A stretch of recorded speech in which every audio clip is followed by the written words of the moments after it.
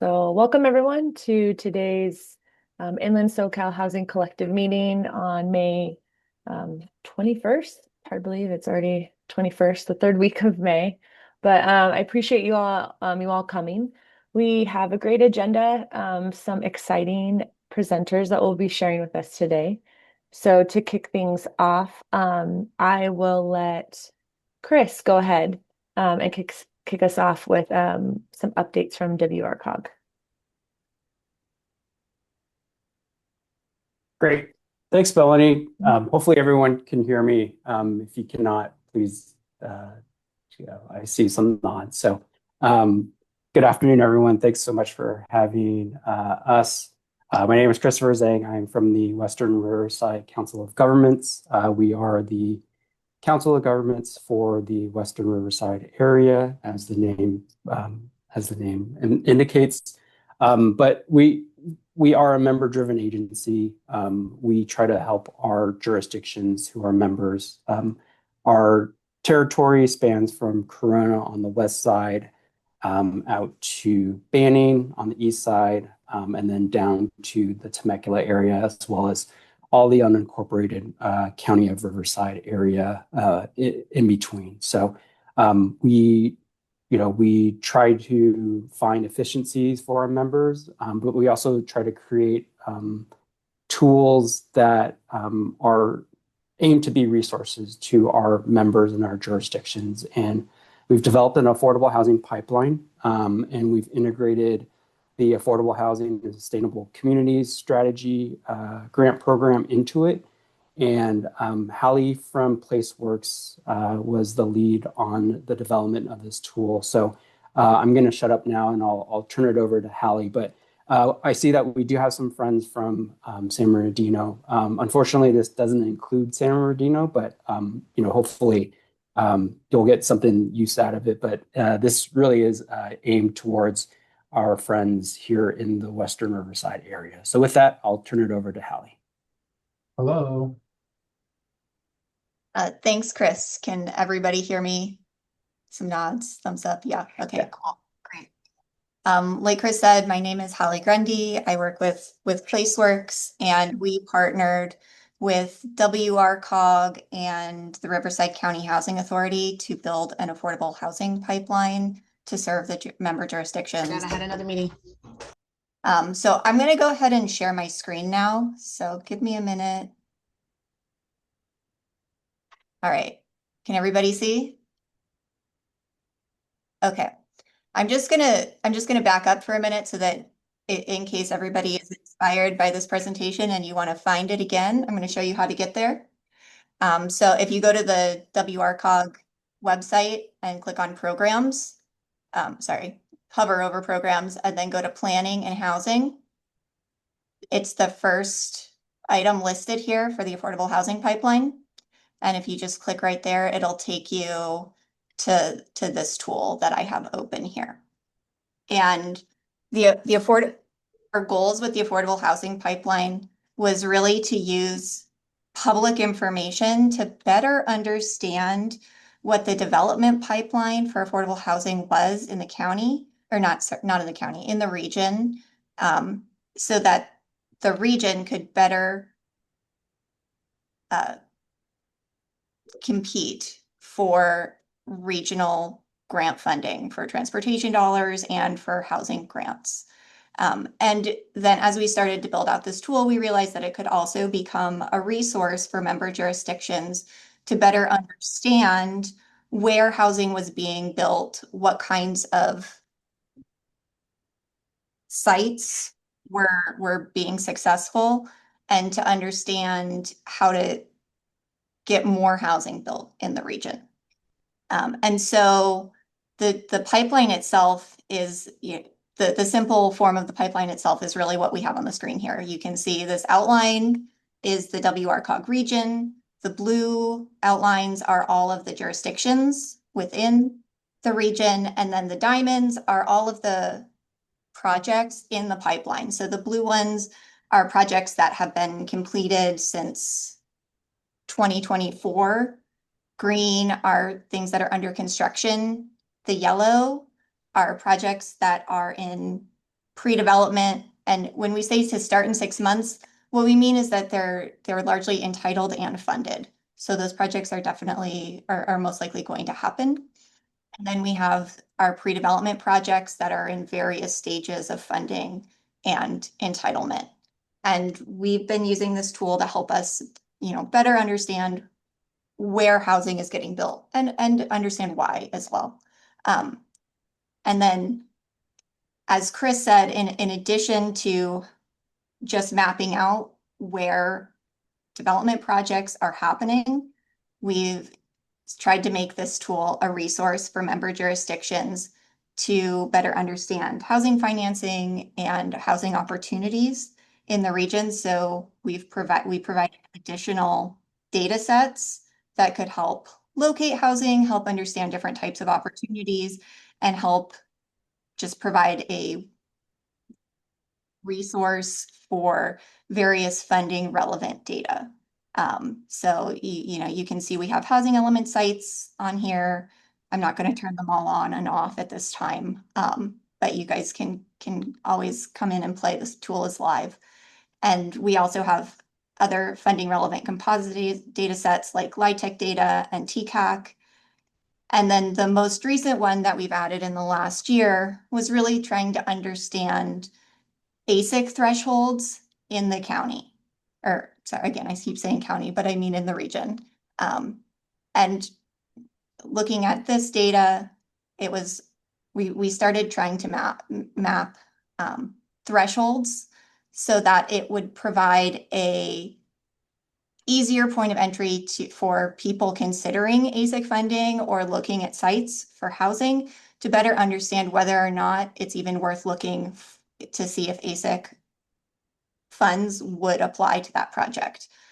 So you can see, you can come through and you can turn on a lot of different data sets that at this point don't mean a lot, but to help you understand what all the different data sets that we've added on here mean, we've created a story map right here for the ASIC threshold data that walks through what the thresholds for projects are. Now, this tool doesn't get into project applications, project-specific information, or really the scoring criteria that goes into ASIC. So there's a lot more that goes beyond this. This is really intended as that first stop for, is it even worth looking at ASIC? Will my project qualify? And what else needs to be part of my project in order to be considered for ASIC funding? So this gets you part of the way towards making the decision to pursue ASIC or to apply. But if there are other resources beyond this as far as helping to put together an application and better understanding scoring criteria. And so the story map that we have here walks you through kind of what ASIC is, the types of projects that ASIC funds, who can apply for ASIC projects. And then I think the most valuable part of this tool is that it helps to map the location requirements for the different types of projects that are available for ASIC funding. And so we have mapped the half-mile walk shed from the different types of transit stops that are required, that are one of the thresholds for ASIC projects. And so you can see here anywhere that is in essentially not grayed out are where projects for this type of project area would be considered eligible for funding. And I do want to caveat that, we use mapping tools to create these walk sheds. So if you have a project that is on the edge of one of these boundaries, then I would always encourage you to do some manual mapping to see if our half-mile walk shed could be extrapolated in some way to reach your project. So if you're near the edge of one of these, it might still be worth looking at. But this is really just intended to help make that initial decision about whether or not your project might be in an ASIC qualified area. And so you can see there are different types of projects. This is for transit oriented. This is for integrated connectivity projects, which is another type of project that ASIC funds. And then also there are rural innovation project areas. And there's not a lot of rural innovation areas in Western Riverside County because you generally have to be near transit and in an area considered to be rural under certain census requirements, which doesn't always happen. But there are some certain exceptions for rural areas as well that we can go into if anybody has questions. And then there's also some exceptions for agricultural land where, which is another basic threshold. And then getting into additional data sets that are not necessarily thresholds, but are considerations in ASIC applications. And the story map kind of explains what is required or how ASIC looks at these areas. And beyond that, it maps other things that help with scoring criterias like key destinations, which is not unique to ASIC, as well as project requirements, things that have to be included in your project to be considered for ASIC funding. So this story map really focuses on the minimum that you need to qualify and not necessarily on how to get the highest score. But it's really intended to help with that first decision about whether or not it's worth pursuing the ASIC funding. And then, it goes through the other site requirements as well. And then at the end is definitions. And so I think with that, that's a kind of an overview of what we were trying to achieve with the pipeline, as well as the new data that we've added related to the Affordable Housing and Sustainable Communities grant funding. So I think if anybody has questions, we can open the floor or.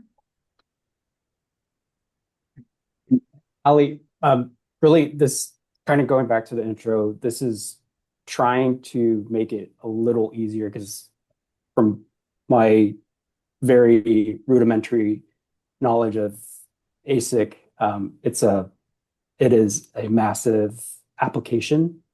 So to even begin thinking about undertaking the application is a lot of work. And so hopefully this kind of gets you a little closer to making that decision before pouring, your dollars, your time into the application. This is really meant to provide that beginning assistance to your due diligence. And it was also intended to help member jurisdictions understand if they're making policy decisions about where to invest in transportation projects that could potentially be part of an ASIC project and things like that.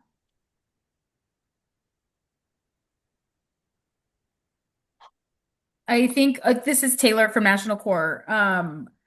I think there's also a lot of crossover with streamlining tools. And so just looking at the different categories too, I think it would be interesting to look at, using this to help understand which streamlining tools may apply.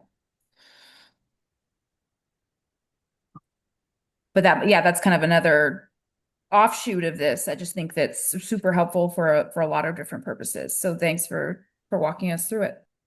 Yeah, and on that note, I also want to add that on the ASIC threshold data story map,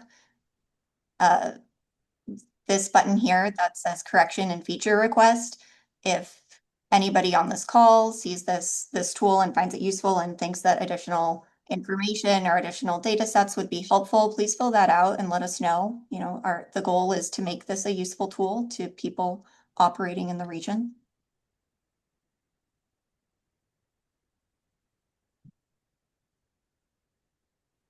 I see somebody has their hand up. Yeah. Miguel, why don't you come off mute and. Yeah, can you hear me? Do I sound clear? Yes. Excellent.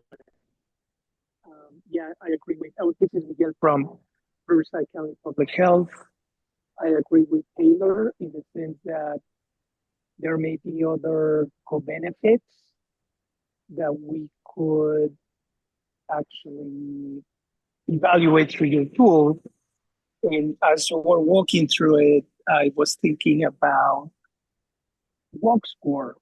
So I was wondering if there was a way to incorporate a layer of walk score for areas that may actually be mapped to see what that is.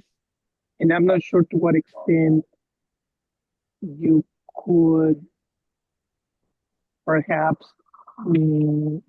assess what could the walk score be in the future based on the type of proposal being, I don't know, single family or multifamily development. So that's what I was thinking. I wonder if you could comment on that. Thank you. Hey, sorry, everyone. My connection hasn't been the best. So, Miguel, I think you're asking about walk score and trying to integrate it into this tool. That's something that we can certainly take a look at. The way that this affordable housing pipeline started, and I see that Suzanne is on, is this was actually funded through REAP dollars. So WRCOG did receive grant funding, but for the ASIC integration, that is something that WRCOG committed its own resources to utilize to actually incorporate. So, Miguel, to get to your question, that's something that we can take a look at, but it's also a matter of, if our budget allows for it, as well as if it's something that'll benefit our members. If it's something that will benefit our members, we will take a very hard look at that. And Miguel, please reach out to me if you have like further input or want to further the discussion. I will. Thanks.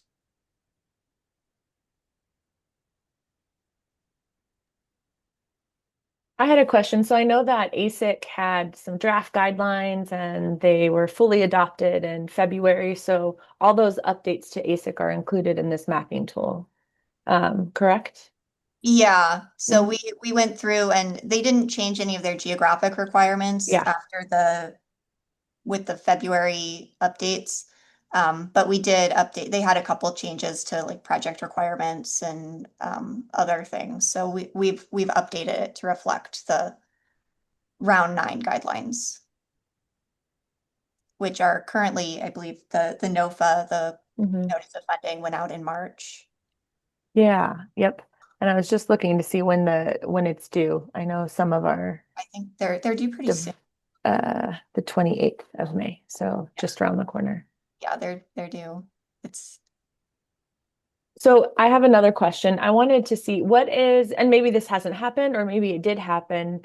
Is there already like a cross-sector partnership or communication that's being formed with, RCTC, RTA about the transportation? I know this is great because it maps out, what I'm assuming, all the transportation sites that meet the qualification of high frequency and how those, it maps out the half-mile parameter around that. But, as I know, they kind of pivot and change annually in terms of how their routes change and all that. Is there communication between this tool and are they playing a part in kind of informing this work too? Yeah, in the last 2 years, all of the major transit agencies have been required to report their data to Caltrans, and Caltrans authors a data set that includes the information that we use to determine if it meets the qualifications for a high quality transit stop under ASIC or a qualifying transit stop under ASIC. So this mapping tool really relies on the data set that's put out by Caltrans, but that is informed by all of the local transit agencies who are now required to report that data. So our first iterations of the pipeline, we did get data directly from RTA and some of the other local transit providers. But because the Caltrans data is now a reporting, we've been using that data instead. So we we update the transit data at least annually, and when Caltrans pushes out new data, we do try to check it and make sure that it's still accurate. But ASIC requires that the transit stop have been as of the year of the application. So for this data set, we're mostly committed to updating it annually in January or February, around the time that we anticipate the guidelines to come out and the NOFA. So I hope that answers the question. Yes, yeah, it definitely does. Are there any more questions?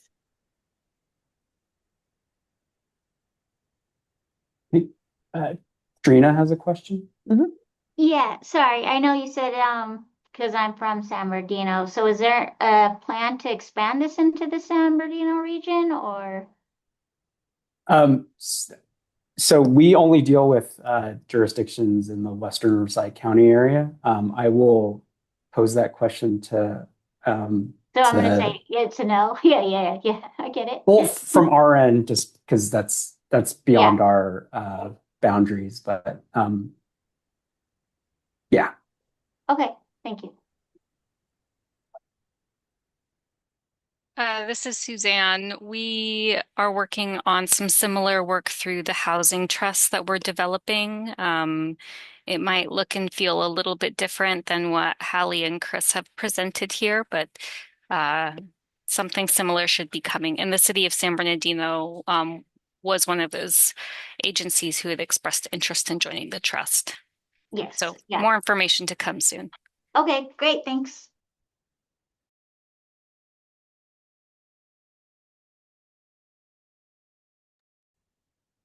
Awesome. Well, thank you. It's exciting that we have both COGs on today too. And thank you, Chris. Thank you, Hallie, for presenting and sharing this out. I know this has been a long time coming, this tool, and has probably had a lot of blood, sweat, and tears through, working through it. But I'm excited for, folks, for our developers to really utilize this to think. I think a map always helps when planning, and just the visualization across our region can help us be more coordinated and spend our time where it makes sense, right? On projects that we know we can draw down investment to our region. So I know that's one of our priorities, is being able to attract investment to our projects in both Riverside and San Bernardino County. And I think this tool is definitely helpful to achieve that. So. And Melanie, in closing, if we want this pipeline and this tool to be as functionable as possible, to be as user-friendly as possible. So if I'd encourage you, if you take a look and you see that, there could be something more useful or how it can be refined, we've committed a decent amount of our own resources to do this, and we're committed to undertaking and to updating it. So we want this to be as friendly as possible to you all, because you're the ones that are actually trying to get the dollars, and that's the end goal for us as well. So if you have suggestions or thoughts, please reach out to myself, and I'd be happy to have a conversation with you. Awesome. Thanks. I was thinking of bringing this up with our expansion of housing solutions pillar or chair to see if we want to allocate some time towards going through and providing feedback, or some other just thoughts on how this tool can expand and increase its usefulness for the region. So we'll get back to you. I'm sure we'll peg some time to talk about it since we have a lot of developers a part of that pillar work and in that space too. So thanks everyone for your time. Thank you, Hallie. Thank you, Chris.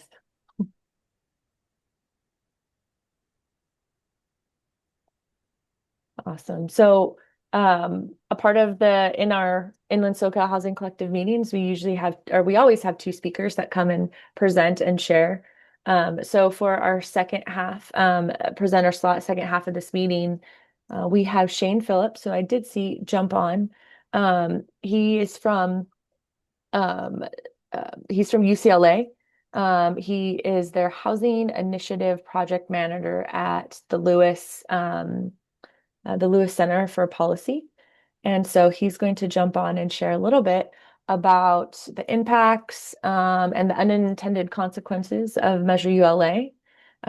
He does a lot of research there. He leads out. He also works on some podcasts, which he sent me down a rabbit hole. It was great. There's a lot of resources that they have that I'm happy for our reader to point, our collective members to. But specifically here today, Shane is going to share out a little bit about this report that and the learnings and the impacts that they have learned from Measure ULA. So go ahead, Shane. Do you need presenter rights? I do, yes, thank you. Okay. There you go. Thank you very much. Okay. Well, thank you for having me, and I'm going to load this up here.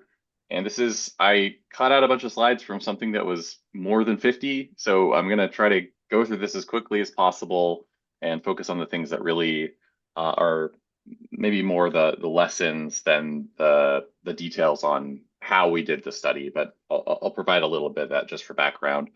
So I will just, as Melanie said, my name is Shane Phillips. I'm a researcher at the UCLA Lewis Center for Regional Policy Studies. We have the podcast UCLA Housing Voice. I have my book, The Affordable City.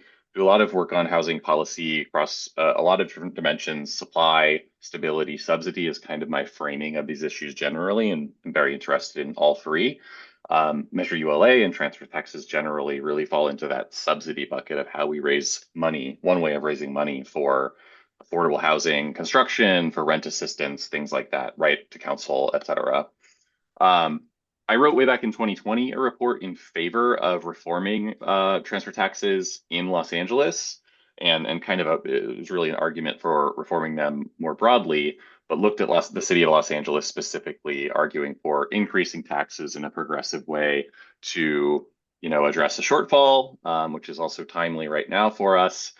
Because property tax reform was off the table, we'd already tried to pass Prop 15 to at least make property taxes in the state more equitable on the commercial side, and that had failed. Sales taxes are much more regressive than transfer taxes, which are effectively a wealth tax in some form. And it could be designed, if designed well, to minimize the negative effects that it could have on the housing market. And the reality is that every tax has benefits and unintended consequences, but the design really does matter, and that's as true for transfer taxes as anything else. Some reforms or recommendations that I came away with from that 2020 report were that the tax should be broad. It should be a lot of people contributing toward it, not just a small share of the housing market. The median home in Los Angeles is $1 million. And so there are a lot of people who have made quite a bit of money on our housing market, really on the backs of future home buyers and renters. It should be progressive, meaning the tax goes higher as the value of the property increases. Graduated, meaning there are multiple tax brackets effectively, and rather than just a few. And marginal, meaning that effectively you never have a situation where a lower value sale produces more or pays a higher tax than a higher value sale. It's how income taxes work for people who are familiar with marginal taxes in that domain. And it should be targeted in some way. The biggest thing for me was to make sure that we were exempting multifamily and commercial development. Usually just my thinking at the time was just the first sale. And the reason for that would be to not deter those things from being built, because those things have a lot of benefits, especially multifamily housing, without which our housing shortage gets worse, housing prices and rents increase more quickly, and the negative consequences of that could very easily outweigh the benefits from the tax money that you're raising from this source. What Measure ULA does is unfortunately, it doesn't really do just about any of those things, but to just describe what it looks like, it's a 4% tax on sales over $5 million and under $10 million. This is just about all real estate sales in the city in that range. And then 5.5% tax on sales $10 million and over. It's inflated adjusted for inflation each year. And really the main exemption is if there's a nonprofit buyer, and specifically an affordable housing nonprofit. This was written by affordable housing nonprofits and labor, so they're kind of favored in the tax structure. And then the revenues are allocated to support affordable housing construction. Just under half of the money goes toward that. And then most of the remainder goes toward rent assistance, homelessness reduction services, right to counsel, kind of more the services side of things. So just to show kind of where it met my recommendations, and I'm just one person, but it did not meet those thresholds. It was not broad. It was progressive for sure. It's not graduated, not marginal, not really targeted very well. At the time, this was in 2022 when it was passed, and at the time, I wrote another report kind of thinking what the effects might be. And there were reasons for structuring it the way it was. A tax that affected more people might not gain enough support to pass. If it's not very broad, there isn't a lot of room for having a graduated tax because you're already limiting it to so few properties. Measure ULA was specifically sold on the argument that it only affects about 3% of property sales each year. People are confused by marginal tax rates, so that's always a challenge to implement those rather than just a flat cliff tax. And then, targeting, I'll skip over that for now. But that doesn't really say much about the impact on multifamily development, which is a whole other issue. This is like too in the weeds. I can come back to this for why this is an issue. So I'm going to skip over these just for the sake of really focusing on this analysis. So I'm going to jump ahead to 2025 when we release our analysis. And up to the previous year, we found that, so the tax went into effect on April 2023. And you can see here, the orange line is multifamily permitting in the city of Los Angeles. Our peak was in 2022 at just over 14,000 units. The next year was under 12,000. The year after that, it was under 9,000 in 2024. Actually, ADUs surpassed permitting of multifamily housing in that year, which was not really a good milestone. And at that point, kind of shockingly, when Measure ULA was on the ballot, there was not a lot of opposition to it. Things like rent control and other kinds of taxes, developers, landlords, etc., are usually pretty vocal, spend a lot of money, and so forth. Did not get a lot of that on this. Maybe it was just, hangover from COVID. Maybe people were not paying attention for some reason. But after it went into effect, people were very vocal about the effect this was having on their projects and how it was making them infeasible in a way that I, prior to its passage, did not understand, and I did not really see fully being discussed publicly. But the fact that the decline in production coincides with the passage of Measure ULA does not mean necessarily that Measure ULA was to blame, and that was really why we needed to do this project. There was obviously a big increase in interest rates. Labor and materials costs have increased a lot. Permitting fell all over the country. This was not just an LA phenomenon to see permitting decline. And it's only been 2 years since ULA was adopted. So, there's a question of whether we can even see the effects of ULA already.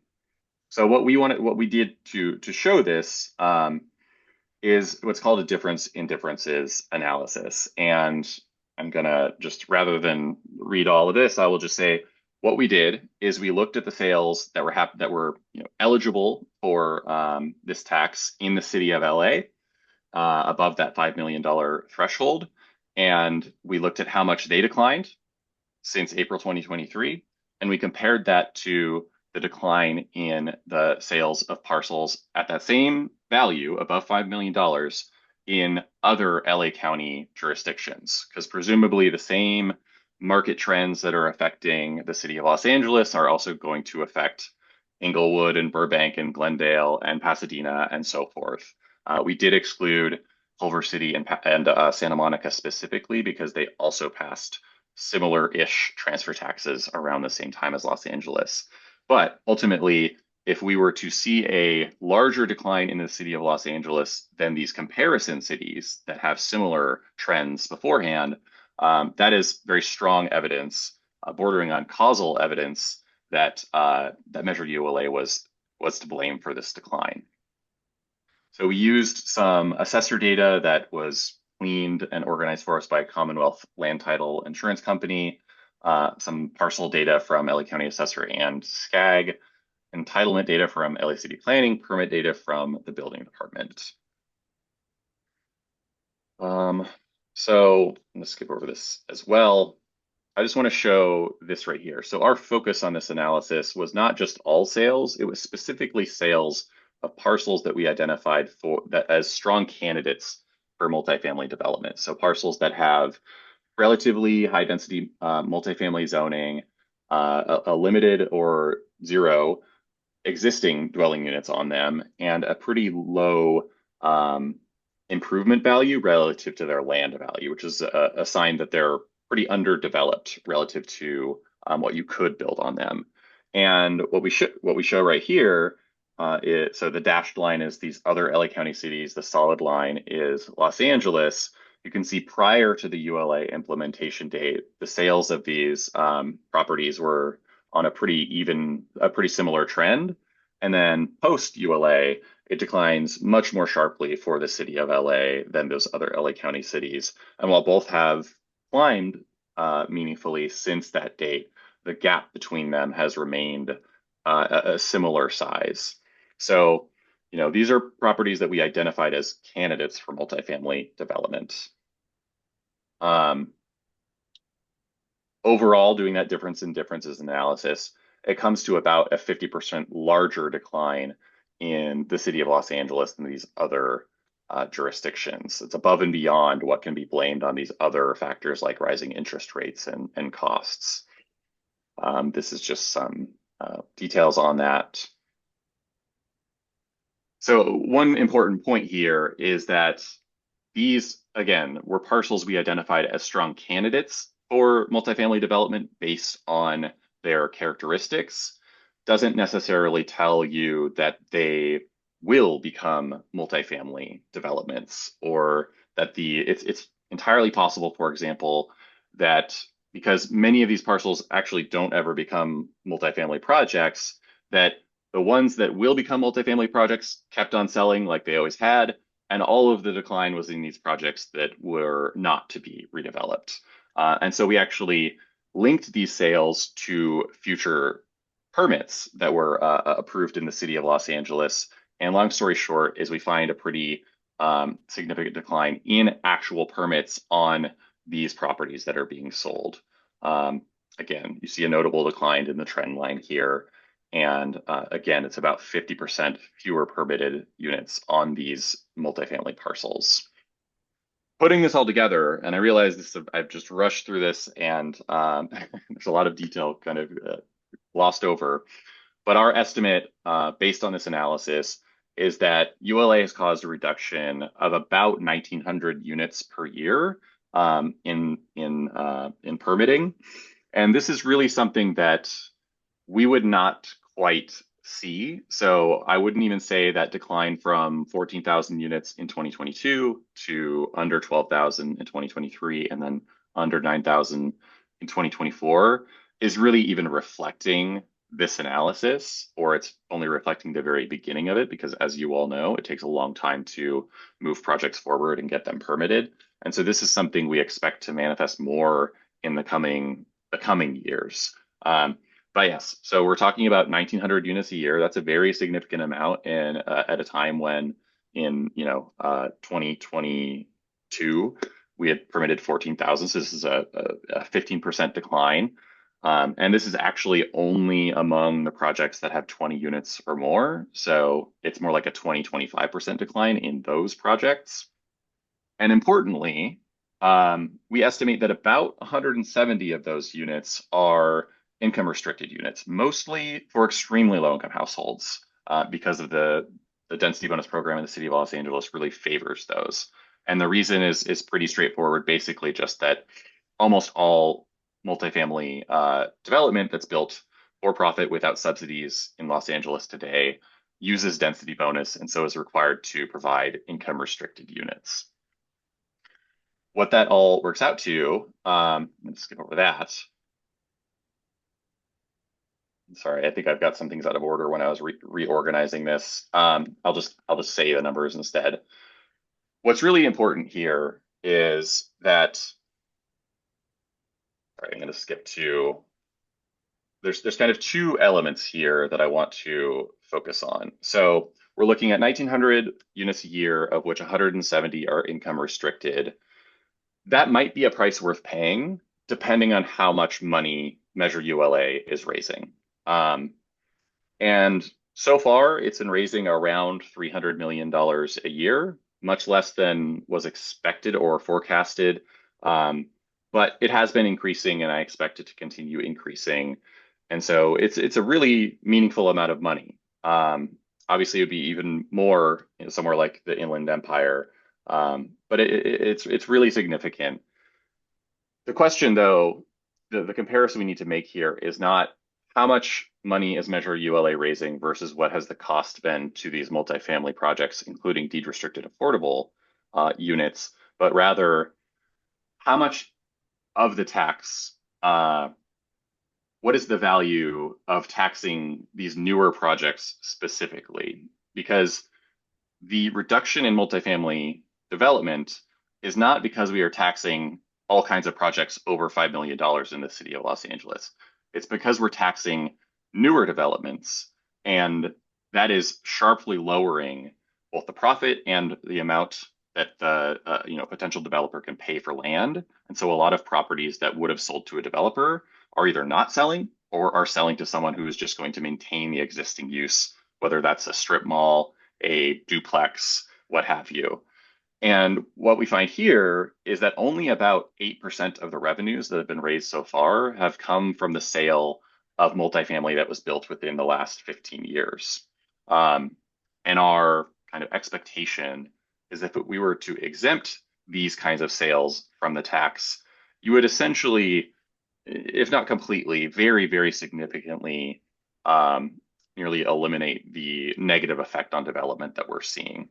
And so if we jump ahead one more point here, the revenues from that 8% of sales only can subsidize around 70 additional deed restricted units a year. And so what we're really talking about here is we are losing 1,900 total units per year, of which 170 are deed restricted affordable. And yet the cost of subsidizing these units will, the money raised from taxing those units will only produce about 50 to 100, let's say, units a year. So that is a net loss in affordable units as a result of this tax, specifically of applying it to those new projects. So again, I apologize for having to rush through this so much. It's a 50-page report, and there's there's just a lot to cover that I just don't have enough time.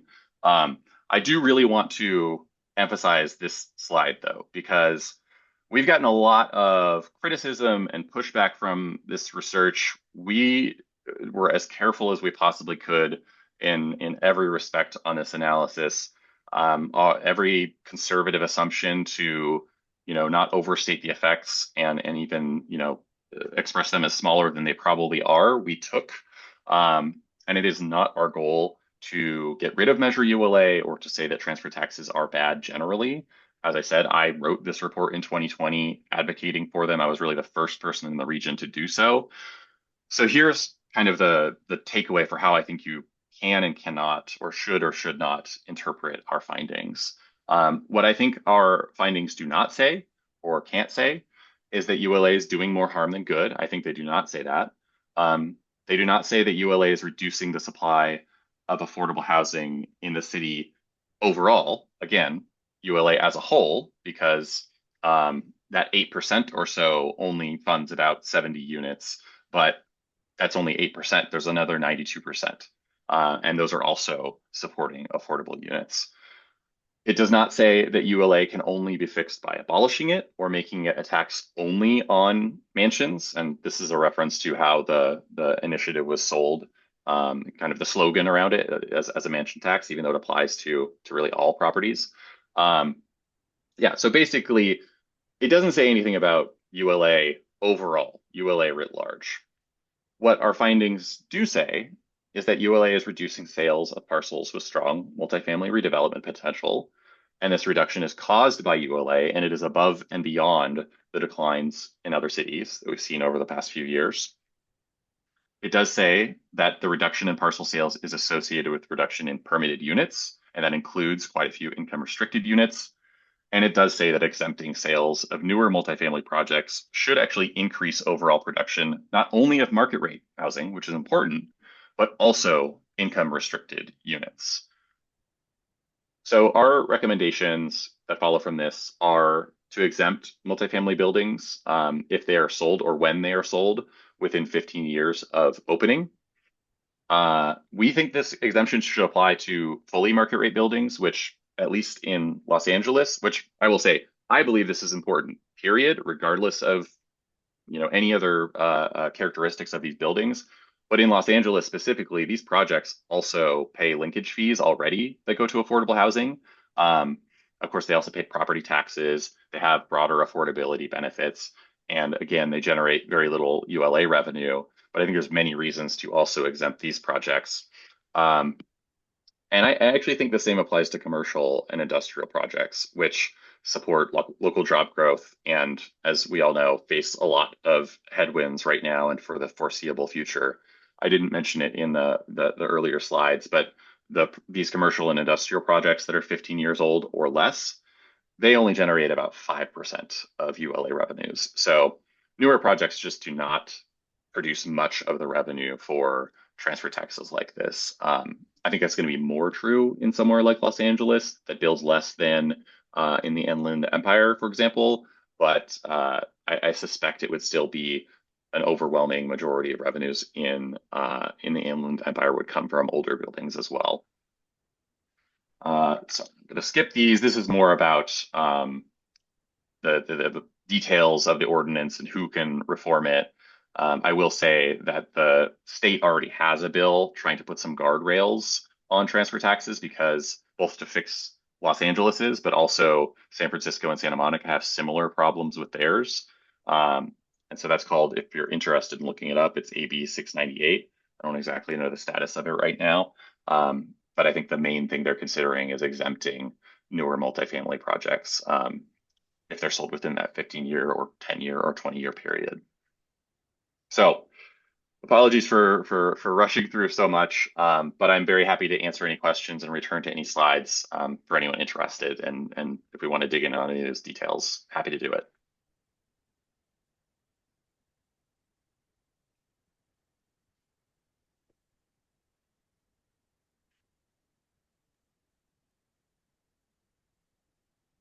No questions? I know we have some questions.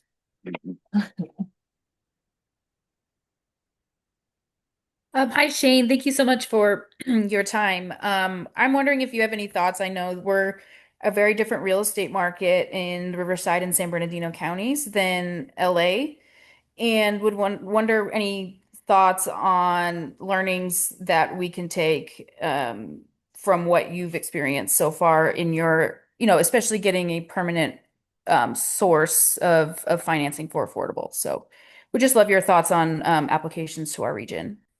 Sure. So I think, I mean, you absolutely should do some kind of analysis. It's not that hard to do a like income or revenue projection based on assessor data. I don't know how freely available the tax assessor makes data in your counties, but at the very least, you could get it through a public records request, and just based on land use, based on taxable value, et cetera.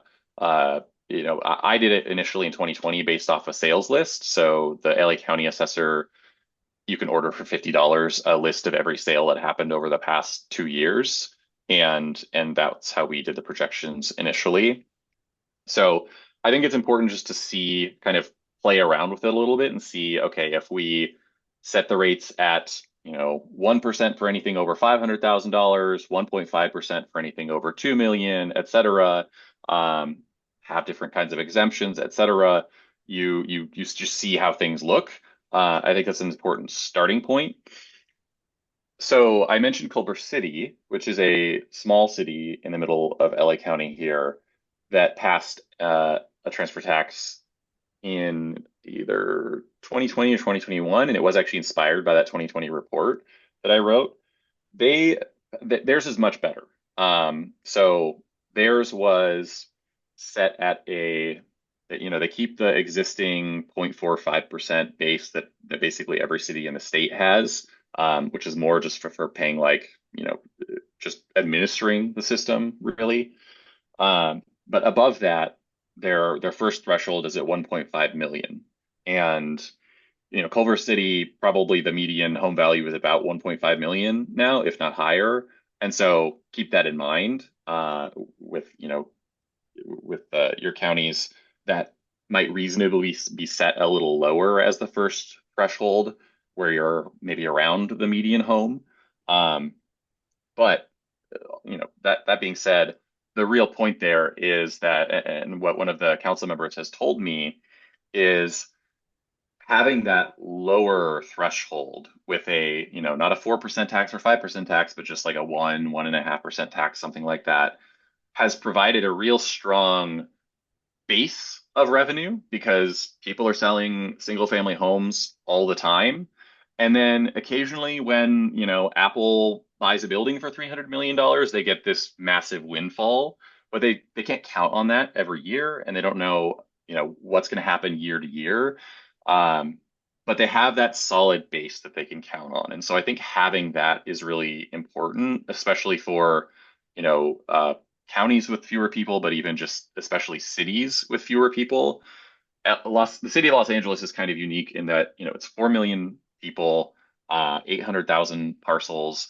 And so even when you have this very narrow base, there's still going to be a lot of sales year to year. And so it's actually going to be volatile to some extent, but not that much. But the smaller you get, the more volatile it will be.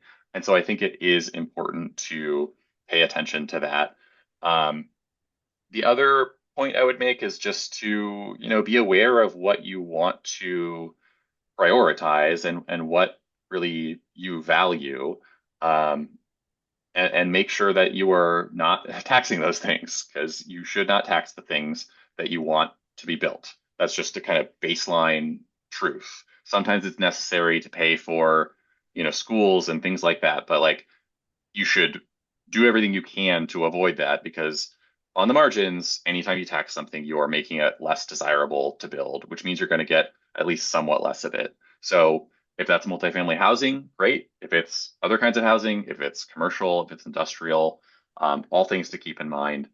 There was one other point that I might want to underline that is eluding me now. I'll come back to it if it returns to me. But those are a couple that I think are important. Thank you very much.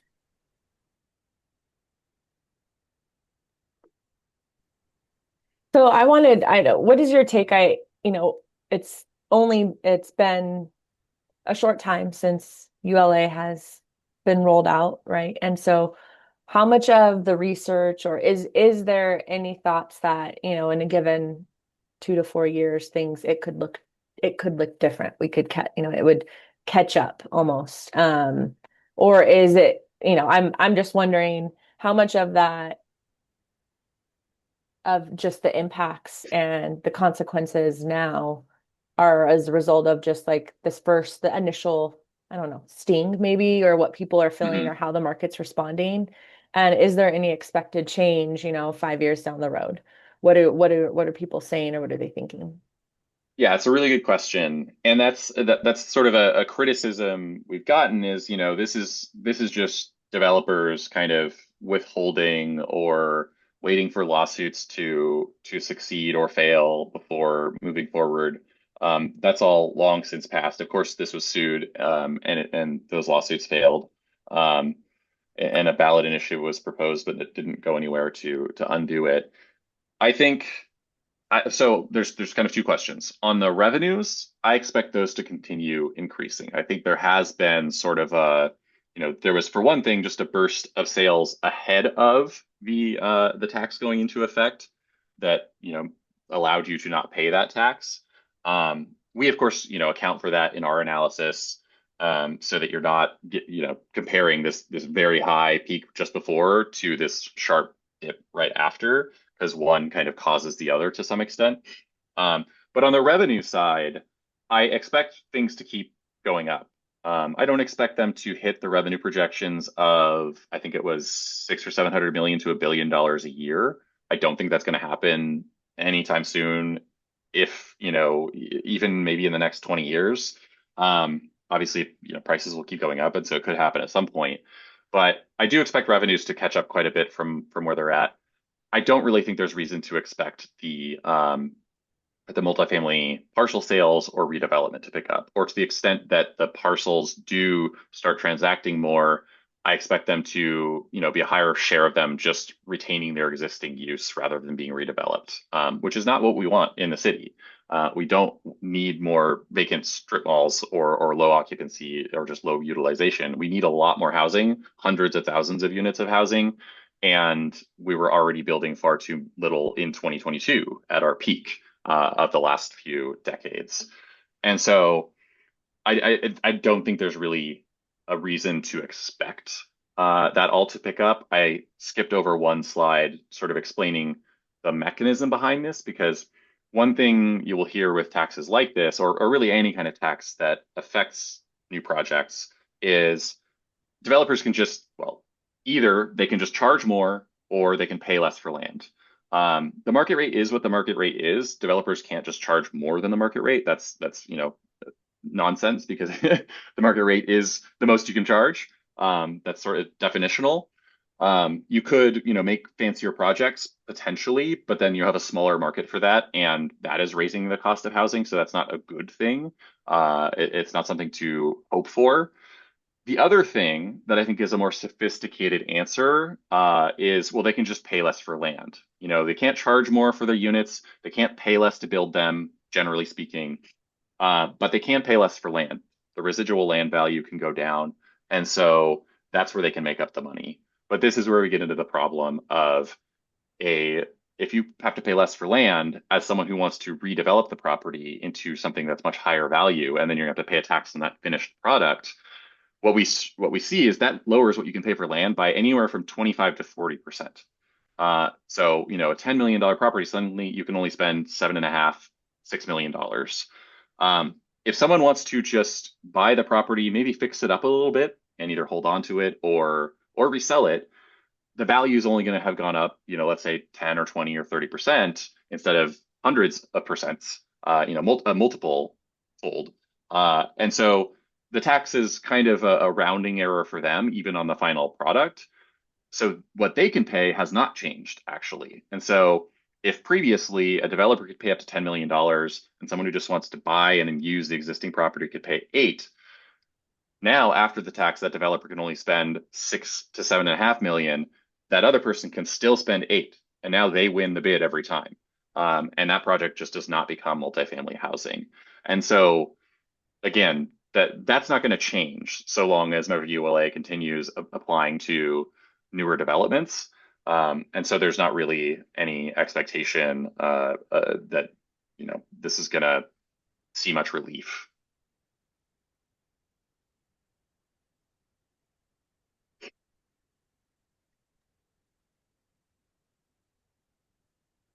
Well, Shane, I want to thank you for your time. I appreciate you jumping on and sharing this information with us. I think it's definitely pertinent, as there's been people who have talked about a transfer tax, a sales tax, what that might look like in the IE.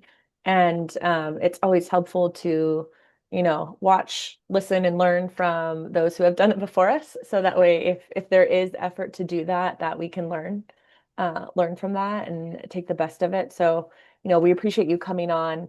If you want to also just drop in the chat the link sure. to the publication or the reports too, that'd be super helpful. If you don't, I could find it and do that. Yeah, That way, if anyone wants to I read will the share 52-page report, both they because can there's a now. one-page summary and a four-page summary as Perfect. well in the thing. So let me find Perfect. there's actually one other, so some colleagues of mine, I didn't mention this, they did an analysis on the property tax implications because there are effects there because this has reduced sales overall and sales are how you reassess properties other than building them in California because of Prop 13.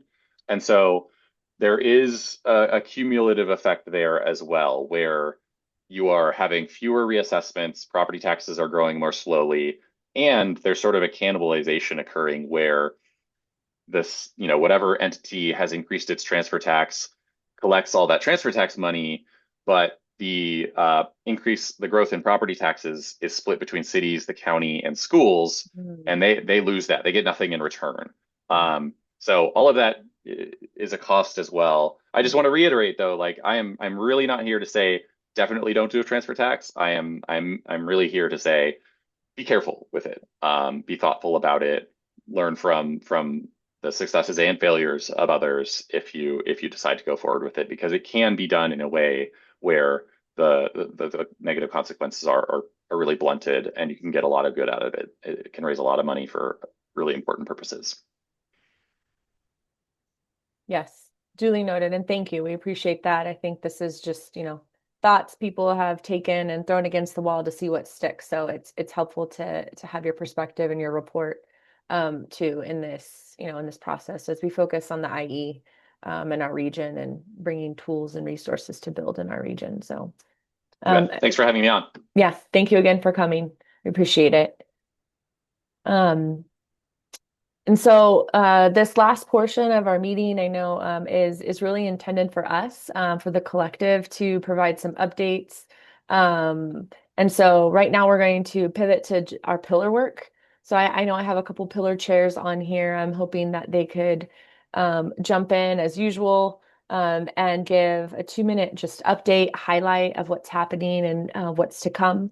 And so Ayako, go ahead, jump in, please. Thanks.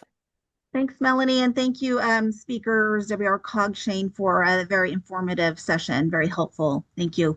Ayako Tsumi here. I'm Vice Chair of Inland SoCal Housing Collective. I also head the Expansion of Housing Solutions, EHS pillar work. We meet the second Thursday of every month from 9 to 10 a.m.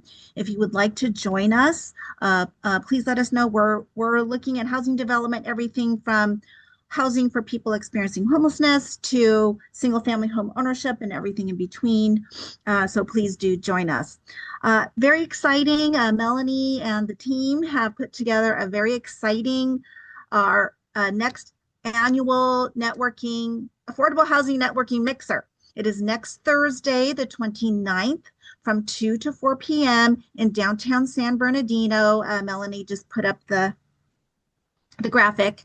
And Mel, could you, I think you are, put the links also? Great. To sign up, register as an individual, and then register your organization just once.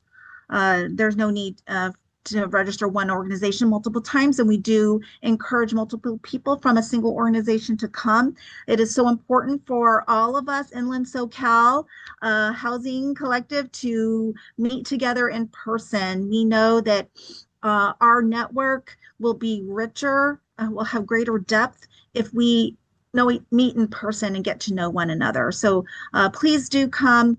Developers, nonprofit service providers, houses of worship, the city and county government, housing development staff, any quasi-governmental organizations, funders, philanthropy, policy groups, just really anyone who, from a business perspective, wants to network with the affordable housing industry. And again, to be clear, this event is business to business, so it's not for individuals seeking affordable housing, but a business to business opportunity. So please do sign up. And we look forward to seeing you. We the event for the past 3 years has been in the sort of the downtown Riverside area. We wanted to mix it up by going to downtown San Bernardino. So we hope to attract maybe a few people from more people from San Bernardino County to come and join us. And again, have a great time of networking and getting to know one another and hopefully making some great business connections. So thank you. We will be discussing middle housing. That's everything. So we have multifamily and then we have single family. So middle housing is just in between multifamily and single family. It's a simple description. And we want to make sure that we're not forgetting about middle housing. So we will have a manufacturing company who produces panelized housing. They're local to the LA area. WRCOG is also giving, oh, thank you, Mel, their regional housing trust update. And we will have a policy update. And then also we'll have a brief chat on, again, reiterating what is shared housing. It is a very valuable, lower cost tool we have to get more people stably housed because we know the cost of construction per unit is so astronomically expensive. We won't be able to 100% build our way out of this. So we need alternative solutions for housing, and shared housing is one. We want to get that word out. So that's our agenda. Again, we are hoping to see you all there. Melanie, did I forget anything? Nope, I just threw that the agenda up there so people can see. I know in the chat we had talked about, wanting to follow up and having interest on the regional housing trust. Suzanne will be there to share, and others, we'll have others there to share out. So we have about 40 minutes of speakers programmed, and the rest is networking. So excellent. Thanks, everyone. Hope to see you there. Hi, everyone. I'm Taylor Leibold-Varner. I co-chair the policy pillar. We meet the first Tuesday of every month at 9 a.m. And thanks everyone who's been very active in the group. We have been really focused on the financing side, recognizing that the budget, the January budget and now the May revised budget did not include critical resources for affordable housing development and preservation. And so that work will continue. The May revised budget had a lot of policy issues embedded in it as well. So at our next meeting, June 6th, I think, we'll be diving into the May revise, some of those policy issues, and then also some regional and federal issues as well. We always incorporate into our meetings. So if you're on the policy end of your organization and would like to be involved, please reach out to Mel and she'll forward the invitation. And look for an agenda about a week before. But in the meantime, let us know if there's any policies that you would like to elevate for consideration of the pillar. Thank you.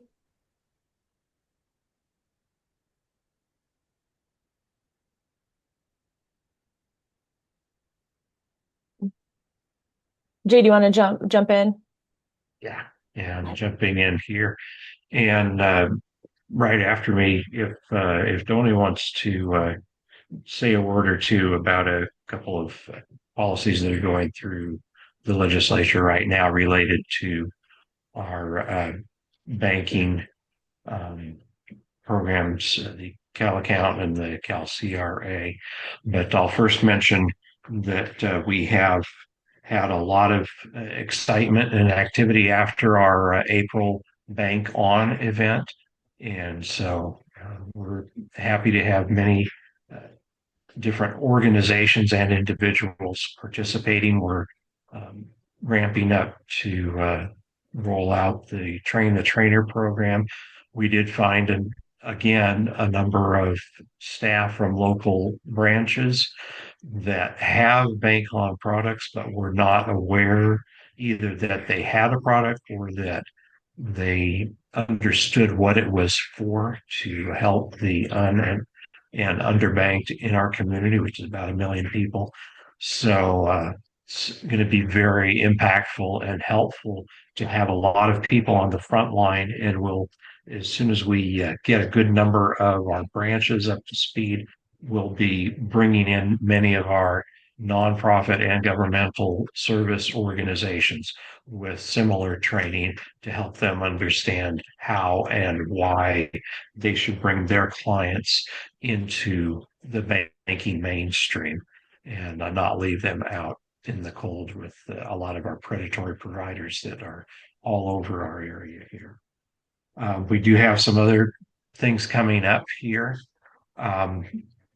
One is scheduled for November 1, which will be our faith-based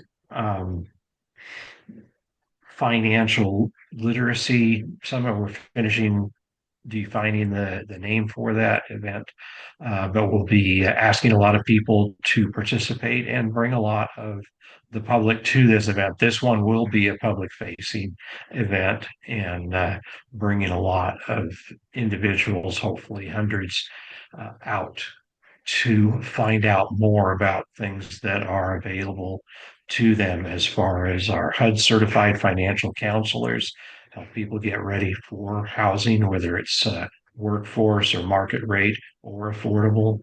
And we're also on June 26th going to be having a lead up event where we will be bringing in a number of our faith-based leaders from the area, as well as in the afternoon, a number of our nonprofit, for-profit, and governmental agencies that are interested in participating in helping lift up our community and improve the financial situation of individuals, and by doing that, lifting up the financial resiliency of our entire community. So we'll be getting more information out to you about that, and that'll be on June 26th, one in the morning and one in the afternoon. And then November 1 will be a day-long event. And can you think of anything else, Melanie? I think that's pretty much what we're doing right now. And Donnie, if you have a second or two to tell us about what's happening with Cal Account and with the Cal CRA. Yeah, we'll go ahead and transfer over because that was the last pillar to just kind of general updates. Oh yeah, sure. And so that's perfect. So Joni, if you want to lead out real quick, we'll do just kind of quick popcorn, 1 to 2 minutes real quick of just general updates from collective members. Great. Thanks, Melanie, and thanks, Jay. Hi, everyone. Just wanted to give folks some updates on 2 of the bills that we've been working on that are impacting the financial services industry, and then also investments and access to capital. So the first piece is Cal Account. That's AB 1365 by Assemblymember Garcia. This is essentially creating a public option for a checking account. So there would be a fee-free, penalty-free debit account that's available to all Californians who'd want it, and that would be available through the Treasurer's Office. And it is a way to meet the access gap for our unbanked Californians and folks who are often stuck in these cycles of overdraft fees, account maintenance fees, and predatory financial institutions that take the place of more traditional banks and credit unions. So that bill is moving its way through the Assembly. It's on the suspense file, like many bills. We're hoping to hear back, its fate by the end of the week, and we're hoping that. I'm looking forward to a floor vote, optimistically. So I'll just share a way for folks to support or sign on to Cal Account. And then if you have any questions, concerns, please let me know.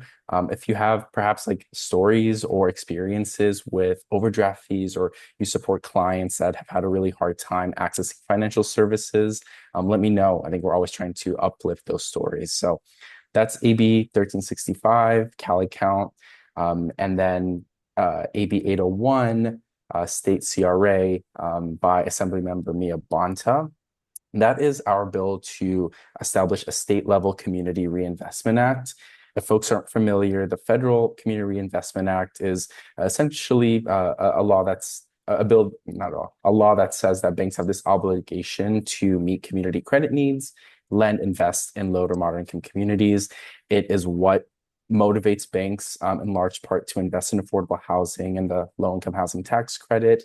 And we are trying to essentially grow the pot of dollars that exists, capital that exists in our state by including more institutions under that reinvestment obligation. So state chartered credit unions, state chartered fintech companies or money transmitters like PayPal, Cash App, and Venmo, and then independent mortgage companies. So that has the impact of generating upwards of like $15 billion annually in reinvestment dollars going to things like affordable housing development, preservation, small business development, all of the good things that we want. It's in the same place as the Cali Count bill. It is in Assembly Appropriations. I think we're also hoping, crossing our fingers that it makes it out and is heading to floor vote. And we're trying to work on members who we're trying to move to a yes vote. So trying to do some in-district visits, continuing to talk about the impact of the CRA, the federal CRA, and why we need a state CRA. So I'll drop our sign on for that. If your organizations haven't signed on, please do so. And again, if you have questions, please let me know.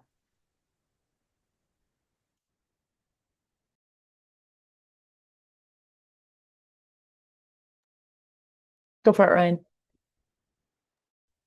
For those of you who know, I talk and I talk and I talk, so I am setting a 2-minute timer for myself. Couple things. One, AB 595, the California Homeownership for All program. That's Juan Carrillo. It's looking really great. It's on suspense. But that is essentially a tax credit to promote affordable homeownership, affordable single-family homeownership. So it's 40% tax credit to the all-in development costs. There's AMI restrictions on who can purchase the house. There's sale prices on what the house can be sold for. It comes with a $100 million budget ask. We are placing a op-ed in the Desert Sun, so keep an eye out for that. And if you see it, share it with everybody. Also, because the COGs are here, NPHS alongside UC Riverside is doing a land banking feasibility study with the hopes of running a bill next year to enable land banking for municipal jurisdictions so they can effectively manage foreclosed upon, vacant, abandoned, tax delinquent properties and hopefully flip them to nonprofit community development orgs. If anyone wants to give me funding for that, that would be awesome. If anybody wants to work with the government on that in terms of, bringing assessors to the table and everything, also very excited to talk with you about that. So I'll put that out there. If you're interested, let me know.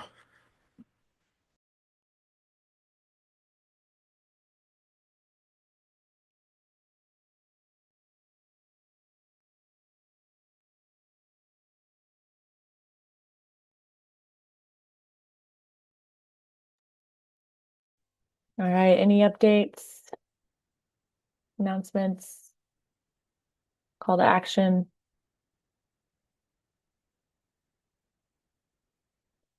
All right, well, I'll just real quick level up too. I know that IE Together is having their monthly policy forum.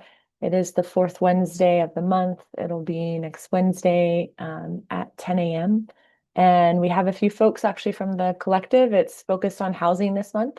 So we have some folks from the collective that will be on there. So if you're interested in joining, let me know. I could get you connected to the invite if you'd like. But